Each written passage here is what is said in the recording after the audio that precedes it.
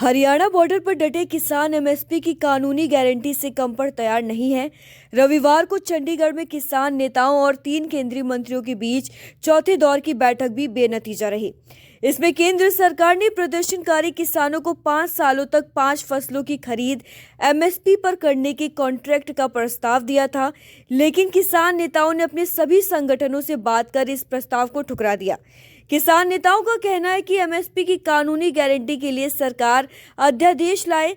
इस बीच इस मुद्दे पर कृषि विशेषज्ञों, अर्थशास्त्रियों की भी राय सामने आई है। आपको बता दें कि कृषि वैज्ञानिकों, अर्थशास्त्रियों और विशेषज्ञों का समुदाय इस प्रस्ताव को अलग अलग नजरिए से देख रहा है।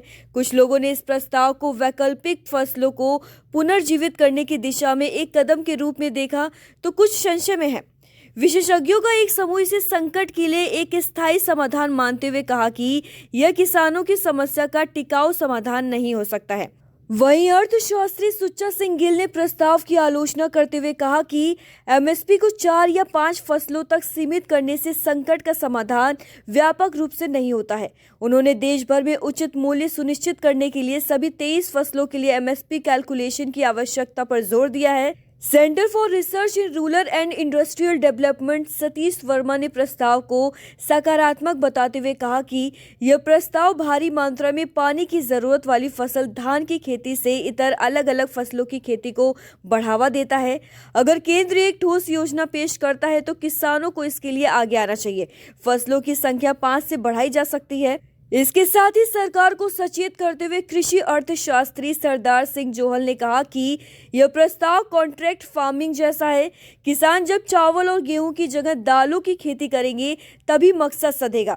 कृषि नीति विशेषज्ञ देवेंद्र शर्मा ने प्रस्ताव की प्रभावकारिता पर सवाल उठाते हुए कहा कि तीनों दालों के बाजार भाव पहले से ही एमएसपी से ज्यादा है। इसे 5 साल के लिए कॉन्ट्रैक्ट फार्मिंग क्यों कहा जाता है? क्या ये वापस लिए गए कृषि कानूनों को पिछले दरवाजे से वापस लाने का प्रयास है? वहीं अर्थशास्त्री रंजीत सिंह घुमान ने कहा कि कृषि लागत और मूल्य आयोग ने पहले एमएसपी की सिफारिश की थी, लेकिन इसे लागू नहीं किया गया। अब 5 साल के लिए एक प्रस्ताव दिया गया, उसके बाद क्या होगा?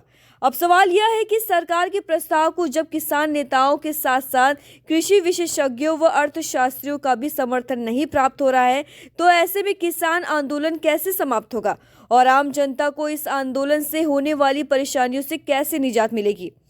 Bureau report, Bharat TV media.